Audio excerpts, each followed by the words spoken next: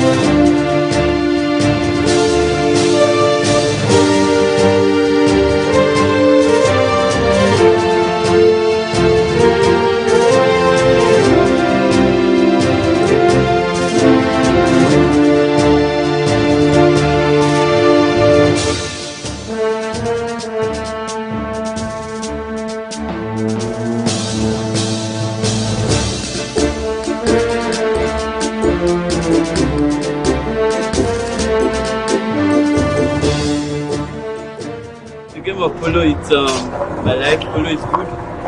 Though I just started and I'm still learning the basics. But I hope to be a pro in this game, and God being by my side, I know everything will be fine. I started 4 months ago. I started stick and ball 4 months ago, though I attended the riding course in Pakistan. I've learned the riding basics, but the game of polo 4 months ago, I started stick and ball. Every day we mount on the horse, we pray. And once we come down, as you can see, I was about ending and I fell from the horse. It's a normal thing. In horse riding, if you don't fall, you've not started yet. So you need to train. You can see I'm sweating, I'm eating banana, it's part of it. You must train, you must eat well, and you must learn properly. I've chosen polo to be my own sport, and I've always looked up to people like General Kazir Fire, General MSA Aliu, Colonel Waibelu, and General Laka, a few of them. I've looked up to these people. These are great polo players, and they've always encouraged me to play the game of polo.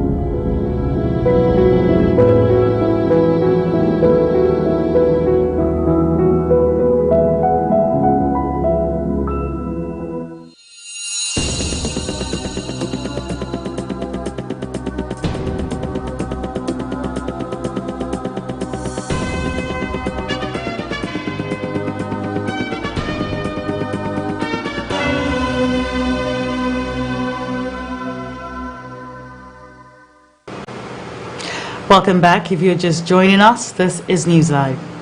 A recap of our top stories. Inspector General of Police upgrades police criminal database to boost forensic investigation. Nigeria Union of Journalists seeks policies to protect journalists against attack. To protect journalists against attacks. Plus, United Kingdom unveils $376 million more in Ukraine military aid as Russia attacks Mariupol plant. The Nigeria Union of Journalists Zone B has called for more policies to protect Nigerian journalists against all forms of attacks. The Vice President of the zone, Ronke Samuel, made the call in a statement to mark 2022 World Press Freedom Day in Ado-Ekiti. Same noted that this year's celebration of the WPFD tagged journalism under digital siege was very relevant and timely as hostile policies, maltreatment, poor remuneration, and assassination against journalists needed to be tackled head-on. She saluted journalists worldwide and, more importantly, in Nigeria for remaining resolute, hardworking, and undaunted in the face of challenges confronting the profession. The NUJ boss said findings by reliable monitoring bodies ranked Nigeria among the nations that presented a hostile environment for reporting. There was a team of security officials, including men of the Nigerian police force, at the main gate of the University of Lagos at Akoka, following a planned protest by a group of students over the lingering strike action of the Academic Staff Union of Universities. Student groups had earlier declared mass protests across the country for Tuesday. The locations announced in some of the flyers obtained by newsmen were the University of Ibadan, Main Gate, Unilag Main Gate, and in some places in Edo State. The strike action of the lecturers, which is entering its fourth month, has left public universities shut down since its inception following the lecturers' demands, which the federal government had allegedly not met. ASU had accused the government of poor commitment to the payment of academic earned allowances, the continued use of integrated personal payroll information system, and refusal to adopt the university's transparency and accountability solution, among others. Ekiti government has directed public and private schools in the state to resume the third-term academic session on Wednesday. The State Commissioner for Education, Science and Technology, Binkbe Aderiye, gave the directive in a statement signed by the Ministry's Information Officer, Abimbola Dada, in Ado-Ekiti. Aderiye appealed to parents and guardians to put in place adequate arrangements that would facilitate resumption of their children and words without delay.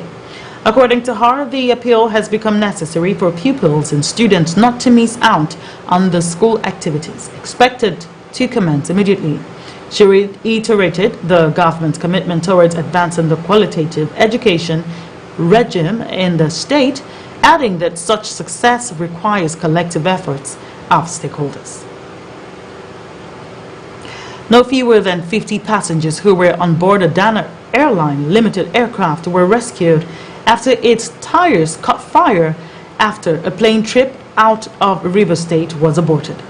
The incident, which was confirmed by the Dana Air spokesman Kingsley Ezenwa in a statement, occurred at Port Harcourt Airport with no life lost or passenger injured. Ezenwa explained that the aircraft with registration number 5N Joy was set to take off from Port Harcourt to Lagos when the incident occurred. He stated that the piloting command had noticed an anomaly before takeoff, which he queried with the air traffic control before embarking on a ramp return, adding that the impact on the brakes affected the aircraft tires, causing them to spark up while the aircraft was taxiing to repack. The National Drug Law Enforcement Agency has said it uncovered how a suspected billionaire drug baron, Afam Ukatu, imported 1,284 cartons of tramadol with a market value of over 22 billion naira. The NDLEA made this known in a statement signed by its Director Media and Advocacy, Femi Babafemi, in response to claims that there was not enough evidence to charge Ukatu. Newsmen had reported that the NDLEA had arrested Ukatu in connection with the 3 billion naira tramadol deal, allegedly involving the embattled suspended Deputy Commissioner of Police, Abakari-led intelligence response team. According to the agency, the ongoing investigation into the activities of Ukatu led to the discovery of how he imported 2 containers of tramadol within a month as far back as 2019. The NDLEA, however, added that with all the evidence against the detained businessman, he will soon have his day in court. The Christian Association of Nigeria in Kaduna State has distanced itself from one pastor, Ade Abraham, offering to take his members to heaven if they pay a ticket fee of 310,000 naira. Pastor Ade Abraham, whose video had gone viral on social media, was said to have his operational base in Kaduna and later moved the camp to Ado-Ekiti, where he is presently staying with his members, preparing them for heaven. However, the state CAN chairman, Reverend John Hayab, in a statement in Kaduna on Tuesday, denied neither knowing the said pastor nor the location as well as the name of the church in any part of the 23 local government areas of the state. According to the chairman, a faceless character like Ade can easily give the faith of the community a bad name, especially as the body of Christian in the state cannot even trace his whereabouts or information about the church in the state. He urged Christians to shine their eyes in order not to fall victim to any pranks.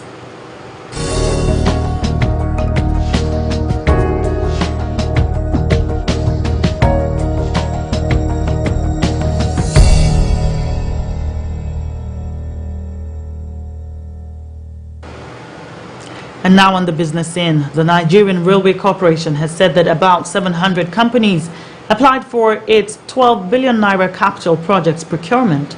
Speaking during the exercise in Lagos, the Director of Procurement, NRC, Benjamin Leonusi, said the bidding process was purely for capital projects. Leonusi revealed that the agency trained its staff to ensure the smooth running of the process. He further said that the process was not for the evaluation of validation, but to see the documents submitted by the bidders. Earlier, the Managing Director and Chief Executive Officer of the NRC, Frederick Okiria, had said that a lot of bidders wanted to come through the back door. Global cybersecurity firm Sophos has said that 71% of Nigerian businesses it surveyed were hit with ransomware in 2021, up from 22% in 2020. The company disclosed this in its State of Ransomware 2022 report. The report also reveals that a total of $706,452 was paid as ransom to the cyber criminals by Nigerian businesses in the year. The average cost of rectifying cyber attack in the country also went up from $0.46 million in 2020 to $3.43 million in 2021. According to the report, 44% of the organizations that had data encrypted paid the ransom to get their data back, even when they had other means of data recovery, such as backups. The report summarizes the impact of ransomware on 5,600 mid-sized organizations in 31 countries across Europe, the Americas, Asia Pacific and Central Asia, the Middle East, and Africa. The Association of Nigerian Licensed Customs Agents will be right in the National Assembly immediately after the Eid al-Fitr break to express their grievance over the newly introduced 15% National Automotive Council levy introduced by the Nigeria Customs Service on imported vehicles. The acting national president of ANLCA, Kayode Farinto, in a statement, noted that the leadership of the association will engage the legislature on the insensitivity of this present administration. He vowed that the group would ensure that the Ministry of Finance was dragged before the people's representatives on the issue. The NCS recently introduced a 15% NAC levy on used imported vehicles, a decision which didn't go down well with clearing agents in the country's maritime sector. The Organization of Petroleum Exporting Countries said insufficient investments in the oil sector had limited the capacity of Nigeria and other OPEC member nations to pump the volumes of crude oil approved by the organization. OPEC also revealed that in April 2022, Nigeria's oil production plunged by 40,000 barrels per day, translating to 1.2 million barrels during the review months. Citing findings contained in a survey, OPEC stated its oil output in April undershot the rise that was planned under a deal with allies, as declines in Libya and Nigeria offset supply increases by Saudi Arabia and other top producers. Nigeria is a long-standing member of OPEC, though the country has been failing to meet its crude oil production quota approved by the organization for months now.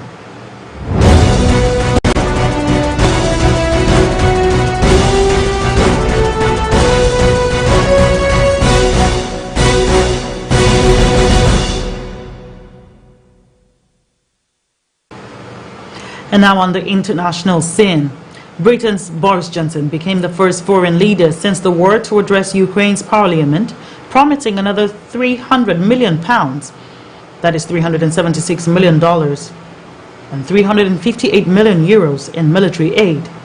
Speaking via video link, the premier evoked Britain's fight against the Nazis in World War II, in hailing Kiev's resistance at its finest hour, and vowed to help ensure no one will ever dare to attack you again. In a further attempt to punish Moscow for the February 24 invasion of its neighbor, the European Commission was also set Tuesday to propose a new package of sanctions, including an embargo on Russian oil.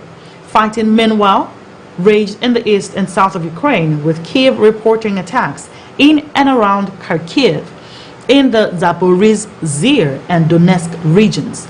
At least 9 people were killed Tuesday in the Donetsk region, according to regional governor Pavlo Kirilenko, including 3 women in Volgledar, as they tried to find water. Support totaling £300 million, including radars to pinpoint the artillery bombarding your cities, heavy lift drones to supply your forces, and thousands of night vision devices. We will carry on supplying Ukraine alongside your other friends with weapons, with funding and humanitarian aid until we have achieved our long-term goal, which must be so to fortify Ukraine that no one will ever dare attack you again.